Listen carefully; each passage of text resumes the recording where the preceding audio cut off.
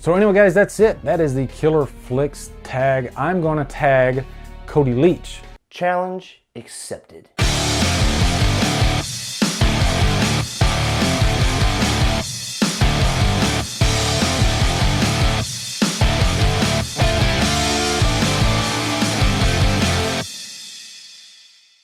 What's going on, everybody, and welcome to my official Killer Flicks tag video. If you're unaware what Killer Flicks is, I've talked about it a few times, but I don't necessarily promote it all the time.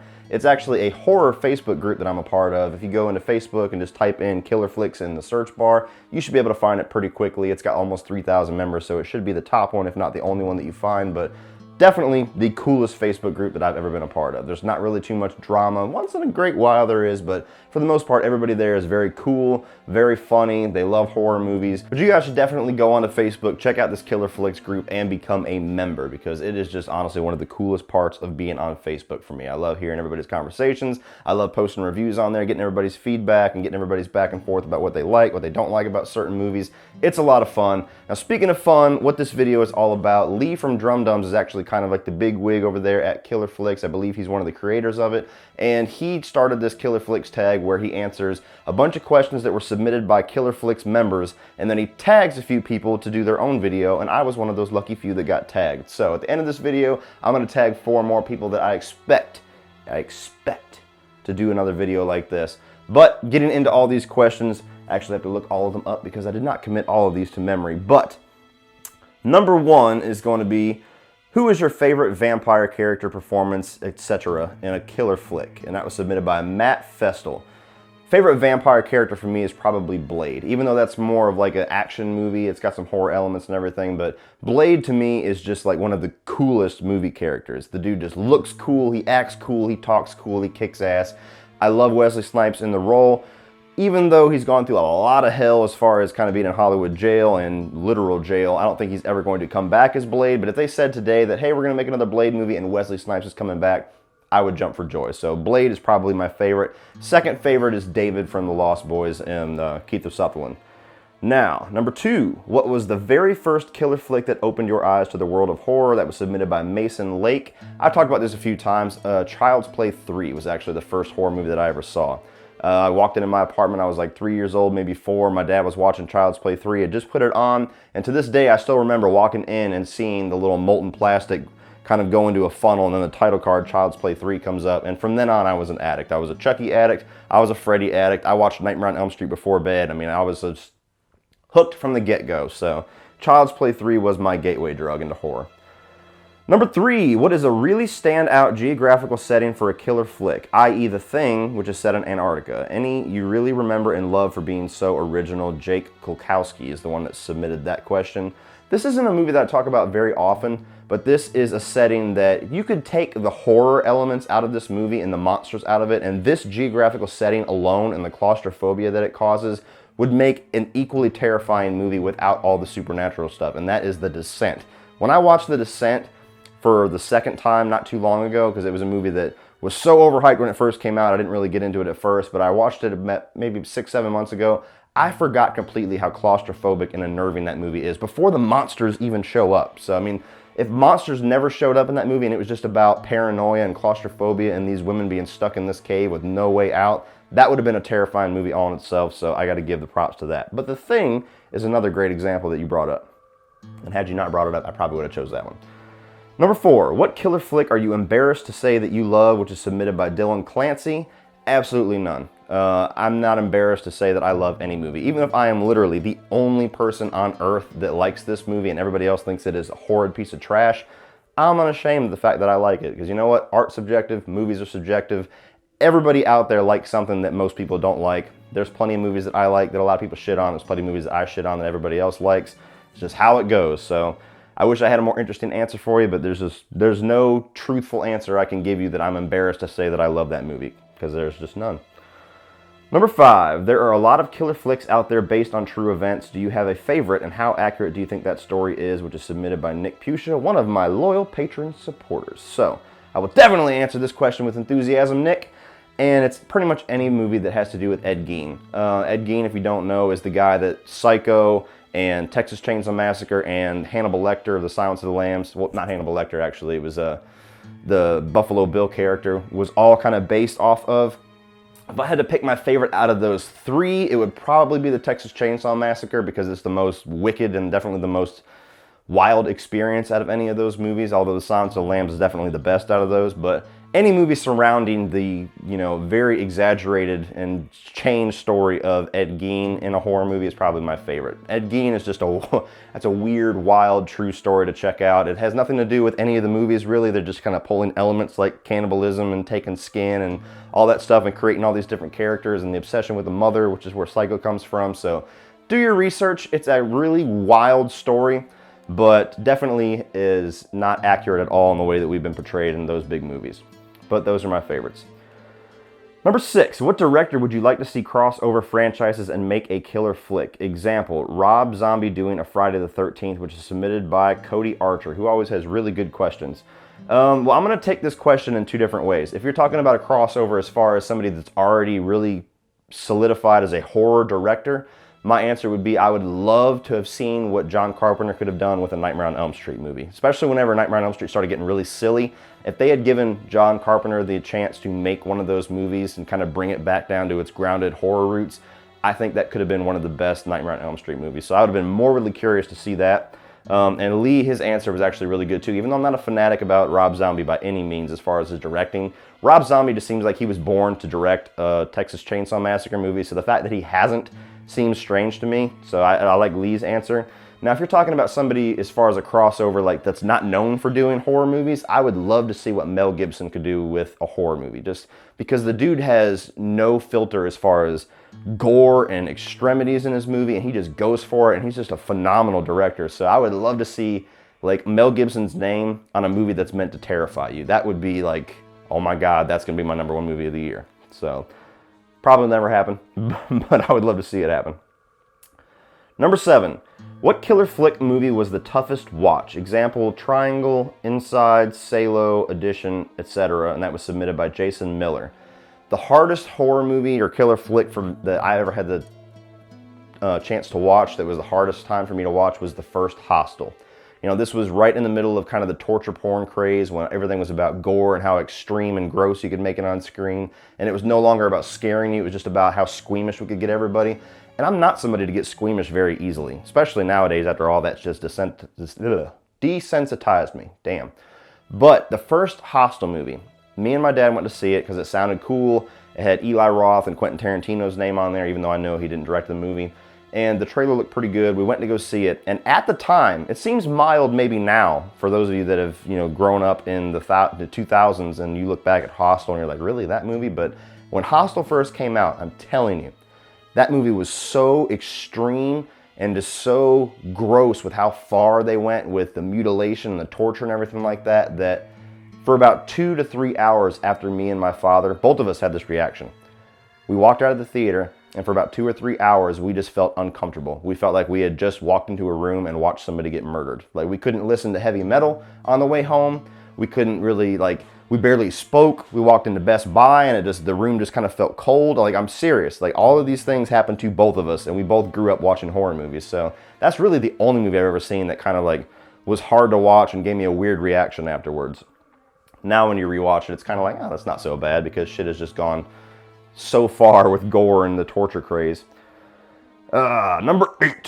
Who is your favorite killer flick final girl other than Jaimie Lee Curtis, who is submitted by Esther Meeks?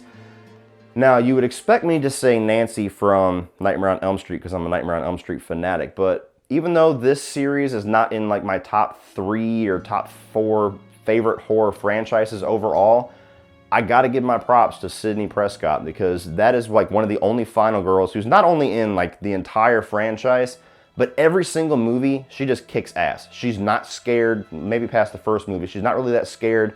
She always kicks the shit out of the killer. She's just a badass. So I mean, even though I love Scream, I've grown to love it, it's not my favorite movie by any means, but when you see Sidney and you see the way that she just takes out these fucking ghost face killers, she's just a badass bitch. So final girl, definitely going to go to Sidney Prescott. She's awesome. Go back. Number 9. Which killer flick has scarred you for life? None, really. And this was submitted by Gabriella Caper and Lamont Smith. They both got similar questions, I guess. None really. I mean, Hostel was the one that kind of scarred me for a couple hours, but no movie has like scarred me for life to where I'm like I can't watch it, or like it's fucked with my psyche, or like messed things up where I can't enjoy certain things. The closest example to that maybe is Pet Sematary, just because the terrifying nature of that movie and losing a child and everything has gotten so much more real now that I'm a father, and especially having an infant walking around. But the movie doesn't really affect my life unless somebody brings it up and I'm like, oh yeah, that movie's fucked up. So I don't really have anything that's like scarred me for life. Like I said, that's why when Hostel I got that reaction. That was such a unique thing that never happens to me. Number 10, what killer flick has the most killer soundtrack? And that was submitted by Erica Kirkenbauer. The most kick-ass soundtrack for any killer flick, and it's actually on my wall right there, the vinyl, Trick or Treat. Now this is not the horror anthology Trick or Treat, this is the 80s metal horror movie Trick or Treat. What a badass soundtrack by the band Fastway. I can listen to this soundtrack every month, every week for the rest of my life, and I'll still be headbanging and just, yeah, this song's kick-ass. It makes the movie that much better, and even if it had nothing to do with the movie, it's just a badass album. Just so many great classic 80s metal songs on that soundtrack that's my favorite by far. So check out the movie and check out the soundtrack. 11, what is the single greatest kill in a killer flick, which that was submitted by DJ Castano. That one's hard. I don't really have a favorite, even though I do a lot of ranking videos. When it comes to like favorite kills and all that kind of stuff, I don't really have a favorite necessarily. So I guess I'll just pick my favorites as far as like the big three, Freddy, Michael, and Jason.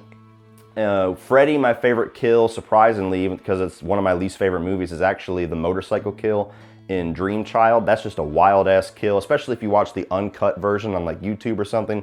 It's just gore and practical effects, carnage candy. It's just an awesome kill, so I love that one. As far as Michael, my favorite kill is the one where he stabs the dude into the door in the very original Halloween, and the dude just goes silent, and then he pulls his hand away and he's stuck to the door, and Michael just looks at him and just kind of turns his head around like a curious child. That's a wild ass kill. And as far as Jason, my favorite kill from him, that's a tough one. It's probably in part 2 whenever he slaps the guy across the face with that hook or machete. It's kind of hard to tell, but slaps him in the face in a wheelchair and the dude goes backwards dead down a bunch of flights of stairs in a rainstorm. That's a wild ass kill too. And so violent. So those are probably one of those three would be my answers eventually. But there's so many awesome kills. I mean, hell, the raft scene and the burning. If you're talking outside of slashers, there's a ton. So I mean, yeah, there's so many awesome kills in horror. Number 12, what do you think is the best performance in a killer flick? And that was submitted by Jason Smith. Some of my favorites off the top of my head, again, I don't have like a definitive favorite. Hannibal Lecter with Anthony Hopkins, obviously. I'm a huge fan of what Kathy Bates did in Misery. I think that's one of the best ones that you have to kind of mention whenever somebody's talking about great performances in horror. I love what Robert Englund was always able to do with Freddy, especially in the first movie and the third movie. And if you're talking about voice performances, I don't think it gets any better than Brad Dourif as Chucky. I know those last two answers are obvious, but I have to give props because that's just awesome. Like, I can't think of anybody that could ever replace Brad Dourif as Chucky. It's impossible to me. So I'll give those 4 answers. Where am I at? 2 more. What killer flick, number 13. What killer flick horror location would you like to visit? And that was submitted by Justin Adams. I would love to visit the Nightmare on Elm Street house. The 1984 Elm Street, or what is it, 1438 Elm or some shit like that. I don't know why I said 1984, I'm thinking of years. But yeah, 1438 Elm Street or whatever the hell their address is in the movie. Nancy's house, I would love to see that house. A close second would be the actual Amityville house, just because it's just bathed in history. Those are the 2 that I can think of. As far as like other, it's hard to say, like, you know, you would love to see some things like maybe some scene in Texas Chainsaw Massacre, but God knows if it's even there anymore, or some other movies like that. But you know, like the Amityville house and the Elm Street house are still there, they're still standing. So that'd probably be the one that if I was passing through any of those cities, I'd be like, oh no, we're making a detour to go check that out. Number 14, and the final question on the Killer Flicks tag, and this was actually submitted by Deborah Voorhees, one of the actresses from Friday the 13th 5, I believe. So very cool. Are there any killers from a killer flick that you sympathize with? Norman Bates.